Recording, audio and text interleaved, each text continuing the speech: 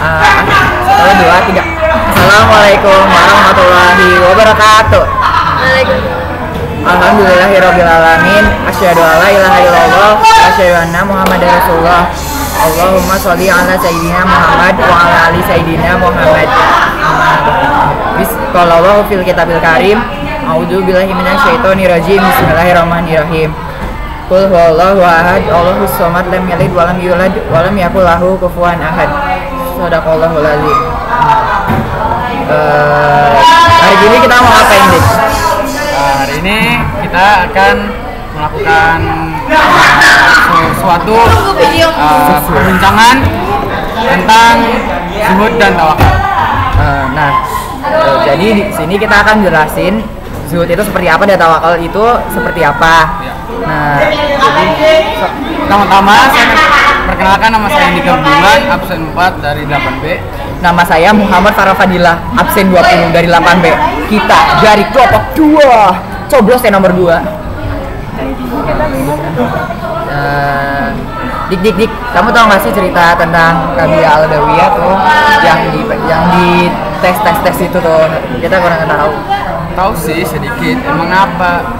Ya nggak apa-apa sih, pengen tahu aja, ceritain sih. Jadi ceritanya begini, beliau adalah seorang sufi. Pada suatu malam beliau sedang menjahit bajunya yang robek dengan penerangan seadanya. Lalu datanglah rombongan kafilah yang lewat di depan rumah dengan membawa obor yang terang.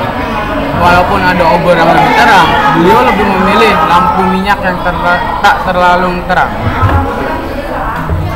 Jadi gitu ya? Iya. Bukannya itu contoh zuhud yang diterangin ya? Iya betul, sebenarnya masih banyak lagi contoh zuhud lainnya. FYI aja nih ya, soalnya tuh kita tuh dari tadi dijelasin sama Pak Asep, dijelasin sama kamu zuhud itu zuhud, ngomong ini zuhud, itu zuhud. Masih nggak ngerti zuhud tuh apa. Aduh ya Han, masa nggak gitu aja nggak tahu. Sebenarnya banyak tentang zuhud, tapi ada satu yang paling terkenal, yaitu adalah dari pengertian Imam Ghazali. Imam Ghazali itu sendiri menyebutkan bahwa zuhud itu berpendapat bahwa zuhud adalah mengurangi keinginan untuk menguasai kemewahan dan dunia sesuai dengan kadar kemampuannya. Sebenarnya banyak pendapat mengenai zuhud, tapi bisa disebutkan bahwa zuhud adalah sikap seseorang yang tak terlalu mementingkan dunia dan harta kekayaan. Nah, kalau kayak gitu nanti hartanya nanti dikemanain? Masa kita nggak apa-apa gitu, hartanya kemana? Ya kita hidup biasa. Nah, zuhud itu begini, materi dan dunia ini hanya merupakan sarana untuk mencapai kehidupan hakiki yang bahagia di akhirat. Terus juga gak berarti kita bisa membuang harta benda dan menolak apa yang telah Allah berikan kepada kita. Oh, gitu. Oh, ya ngerti.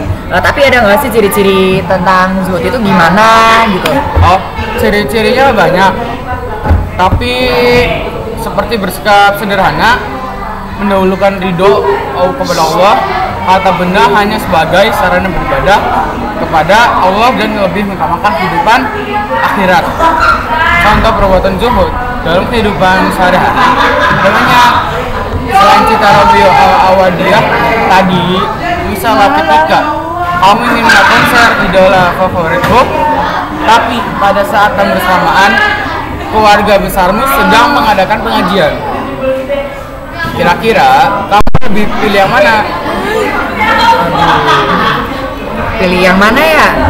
Konser suka, pengajian ya suka, buat akhirat juga sih ya, maksudnya pengajian aja lah, pengajian. Kenapa kamu pilih pengajian? Ayo, apa sih, pengen aja. Pilihan kamu buat memang nggak salah sih.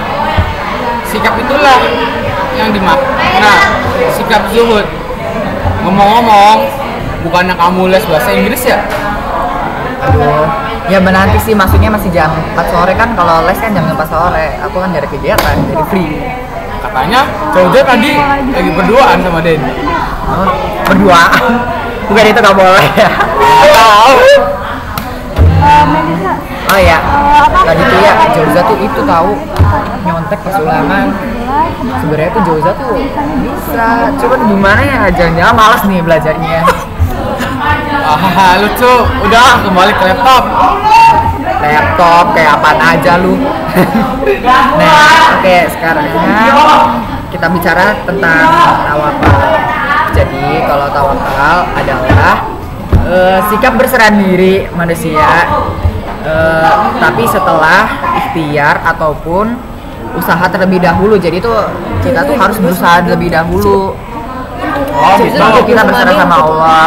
Misalnya nih ya, kalau kita ulangan, kita tuh teman-teman sebelum ulangan kita tuh harus sudah mempersiapkan diri dulu dengan cara belajar dengan keras. Terus juga ya kita tuh nggak boleh apa ya, melakukan sesuatu yang tidak terpuji dalam ulangan, aka nyontek lah bahasa sekarangnya. Nah, terus juga kita juga harus diiringi dengan doa supaya Allah tuh insya Allah ya memudahkan kita dan nilai kita tuh memuaskan. Nah, kalau ciri-cirinya macam-macam ya ciri-cirinya.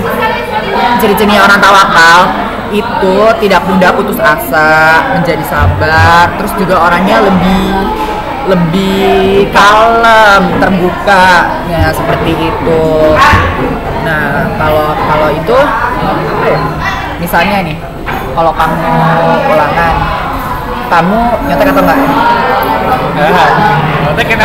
Ayo, gak boleh bohong. Nyontek atau enggak? Ayo, sedikit lah. Ya, sedikit, just a little. Nah, sebaiknya kita tuh nggak lebih percaya sama diri kita sendiri, dan kita tuh lebih apa ya, lebih percaya sama diri kita sendiri, dan kita lebih bergantung sama Allah. Maksudnya tuh, tapi bergantungnya nggak secara mutlak ya, karena ini didasarkan oleh usaha kita sendiri. Namun Allah insya Allah ya mudahin kita. Jam berapa nih? Jam berapa? Sekarang jam 2-an. Terus emang apa? Nggak apa-apa nih, ada urusan mau ngerjain tugas. Gimana ya? Terus apaanan? Ya biasa lah, tugas sekolah. Udah dulu ya? Udah dulu. Makasih ya tadi. Ya. Assalamualaikum. Belum. Wassalamualaikum warahmatullahi wabarakatuh.